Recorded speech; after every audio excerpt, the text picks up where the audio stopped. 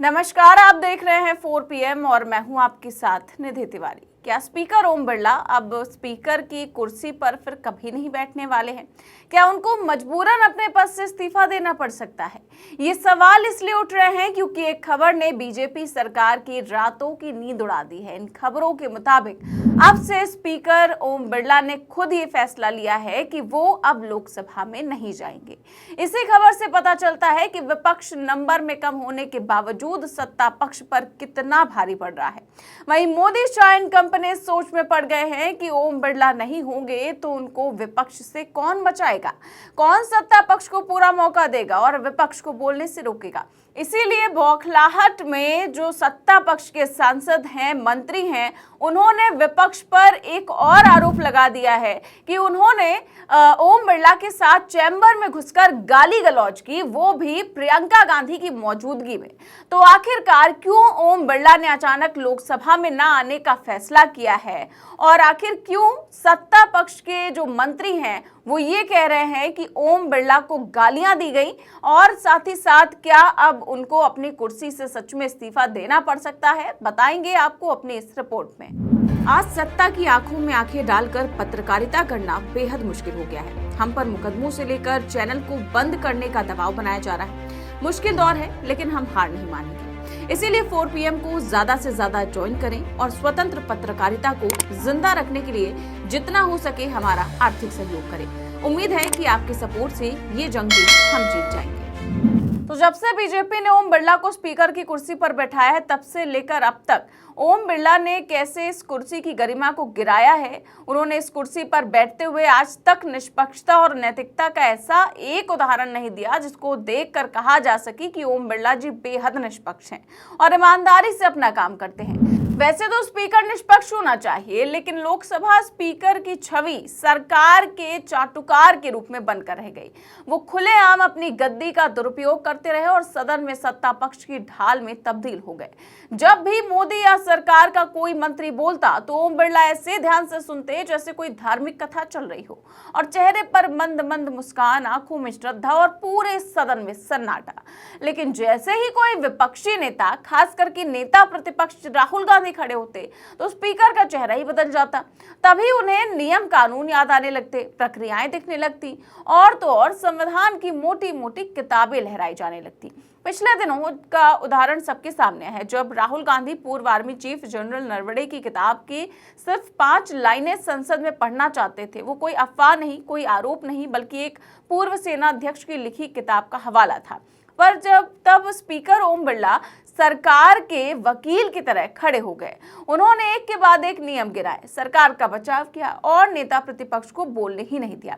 लेकिन जब निशिकांत दुबे जैसे सांसद सदन में किताबों का बंडल लेकर पहुंच गए और पूर्व प्रधानमंत्री को लेकर गैर प्रमाणित दावे करने लगे, तब ओम बिरला को किसी कानून की याद नहीं आई। हद तो तब हो गई जब स्पीकर ने कांग्रेस की महिला सांसदों पर ये तक आरोप लगा दिए कि वो प्रधानमंत्री मोदी पर अप्रत्यक्ष रूप से हमला करने वाली थी और इसकी उन्हें गुप्त सूचना भी मिली थी और इसीलिए उन्होंने प्रधानमंत्री मोदी को अभिभाषण देने और सदन में एंट्री करने से रोक दिया। यही वो पॉइंट था जिसके बाद चीजें बदल गई। पहले तो विपक्ष ने इन आरोपों को सिरे से खारिज किया और कहा कि उनका विरोध केवल निशिकांत दुबे को लेकर था और उनका कहना था कि जब तक नेता विपक्ष को बोलने का मौका नहीं दिया जाता, उससे पहले PM कैसे बोल सकते हैं। लेकिन स्पीकर द्वारा कांग्रेस की महिला सांसदों पर लगाए गए बेहद गंभीर और बेबुनियाद आरोपों ने आग में घी डालने का काम किया। प्रियंका गांधी समेत विपक्ष की सभी महिला सांसदों ने स्पीकर के आरोपों को खारिज करते हुए लेटर लिखा, लेकिन इसके बाद भी बात नहीं बनी तो कल समूचे विपक्ष ने लोकसभा अध्यक्ष के खिलाफ अविश्वास प्रस्ताव लाने का फैसला किया। कुल 118 सांसदों ने इस नोटिस पर हस्ताक्षर किए, लेकिन एक सांसद ने इस पर साइन नहीं किया और वो थे नेता विपक्ष राहुल गांधी। इस पर कांग्रेस नेताओं की तरफ से तर्क दिया गया कि संसदीय लोकतंत्र में विपक्ष के नेता का स्पीकर को हटाने की मांग करने वाली याचिका पर हस्ताक्षर करना सही नहीं माना जाता। मतलब राहुल गांधी ने सारी परंपराओं और नैतिकता का पालन किया। वहीं विपक्ष के सांसदों ने आरोप लगाया कि लोकसभा अध्यक्ष ने स्पष्ट तौर पर पक्षपाती व्यवहार किया और विपक्ष के नेताओं को बोलने की अनुमति नहीं दी। कहा जा रहा है कि अविश्वास प्रस्ताव के नोटिस में विपक्ष ने अविश्वास प्रस्ताव में 4 घटनाओं का जिक्र किया है।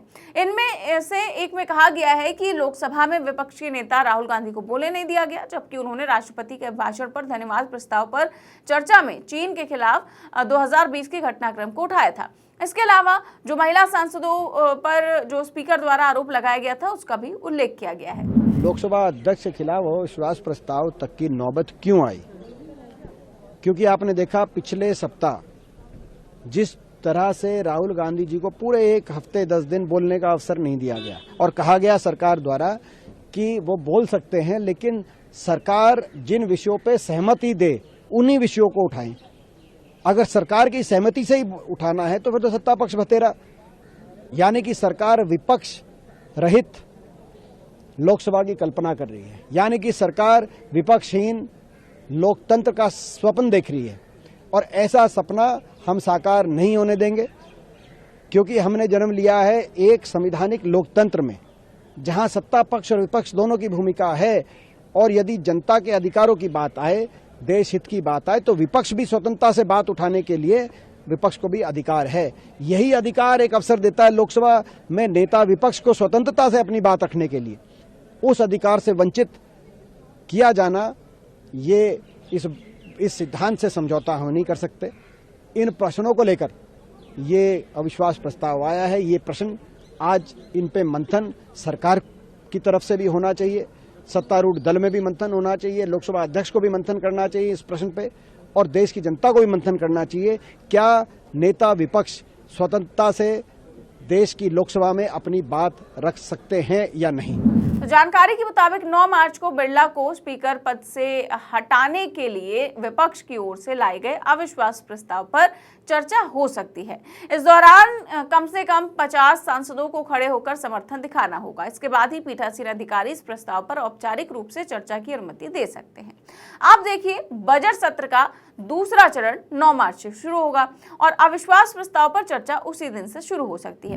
इसी बीच ओम बिरला ने एक फैसला करके सभी को चौंका दिया है।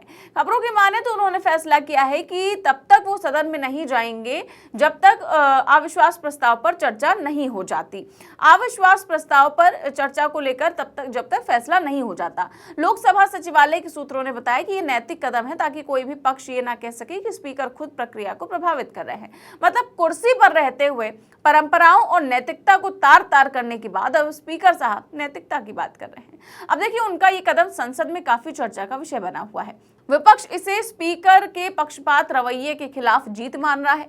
ओम बिरला का ये फैसला पहली बार ऐसा है जब कोई स्पीकर खुद को ऐसे प्रस्ताव के दौरान अलग करने का फैसला कर लिया है और आने वाले दिनों में संसद की कार्रवाई पर इसका असर देखने को मिलेगा। अब देखिए, एक तरफ जहां स्पीकर ओम बिरला ने खुद अपने कदम पीछे खींच लिए, तो वहीं मोदी जी के मंत्री अब एक नई कहानी, एक नई थ्योरी लेकर आ गए हैं। केंद्रीय संसदीय कार्य मंत्री किरण रिजिजू ने विपक्षी सांसदों पर आरोप लगाते हुए कहा कि कम से कम 20 से 25 मुख्य विपक्षी दल कांग्रेस के सांसद स्पीकर के चैम्बर में घुस गए और उन्होंने स्पीकर को गंदी गंदी गालियां दी। उनका कहना है कि मैं उस वक्त वहीं पर मौजूद था। विपक्षी दलों के सांसदों के साथ केसी वेणुगोपाल और प्रियंका गांधी भी मौजूद थी और उन्होंने भी विपक्षी सांसदों की अमर्यादित बयानबाजी करने से उनको नहीं रोका। क्या कुछ कहा किरण रिजिजू ने, सुनिए। देखिए, मैंने जैसे कहा, स्पीकर बहुत आहत है। स्पीकर साहब से मैंने बात भी किया है।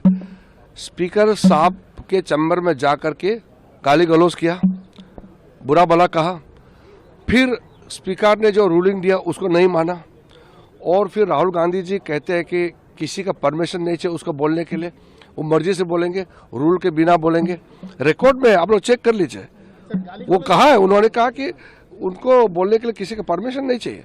परमिशन चाहिए सदन में बोलने के लिए। जब तक चेयर से परमिशन नहीं होता है तो सदस्य नहीं बोल सकते। प्रधानमंत्री भी चेयर के परमिशन से ही बोलेंगे, सब परमिशन से ही बोलते हैं।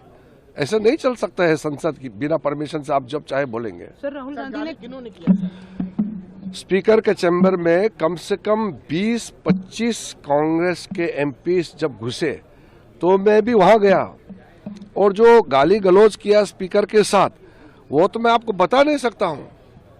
स्पीकर तो बहुत नरम आदमी है, नहीं तो और भी कठोर कदम उठा सकते थे।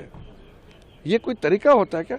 उसमें जब स्पीकर को गाली गलौज कर रहे थे उस समय वेणुगोपाल जी भी थे, प्रियंका गांधी भी थी, वहां पे कांग्रेस के सीनियर लीडर थे और वो भी मिला रहे हैं, इनकरेज कर रहे हैं। हमारा एमपी अगर कोई खराब बर्ताव करेंगे तो हमारे नेता रुकाएंगे ना, मना करेंगे कि ऐसा मत बोलो। उनके तो नेता ही बोल रहे हैं कि झगड़ा करो, ऐसा होता है क्या? तो कुल मिलाकर मामला अब सिर्फ एक अविश्वास प्रस्ताव का नहीं रह गया है, बल्कि ये लोकतंत्र की गरिमा और लोकतंत्र की विश्वसनीयता की परीक्षा बन चुका है। जिस कुर्सी को निष्पक्षता और संतुलन का प्रतीक माना जाता है, उसी पर बैठे व्यक्ति पर पक्षपात के गंभीर आरोप लग रहे हैं। विपक्ष इसे अपनी नैतिक जीत बता रहा है, तो वहीं सत्ता पक्ष इसे साजिश बता रहा है। लेकिन असली सवाल यही है कि क्या संसद में सभी को बराबरी से बोलने का हक मिल रहा है या फिर नहीं। अगर स्पीकर को खुद ये कदम उठाकर सदन से दूर रहना पड़ रहा है, तो कहीं ना कहीं संकेत है कि हालात तो सामान्य नहीं हैं। आने वाले दिनों में जब इस प्रस्ताव पर चर्चा होगी, तब सिर्फ ओम बिरला का भविष्य तय नहीं होगा, बल्कि ये भी तय होगा कि संसद की कुर्सी सत्ता की ढाल बनेगी या फिर लोकतंत्र की आवाज। देश की निगाहें अब 9 मार्च पर टिकी हुई हैं, जहां सच और सियासत आमने सामने खड़े होंगे। फिलहाल इस खबर में बस इतना ही। देश और दुनिया की तमाम बड़ी खबरें जानने के लिए देखते रहिए 4PM न्यूज नेटवर्क। नमस्कार।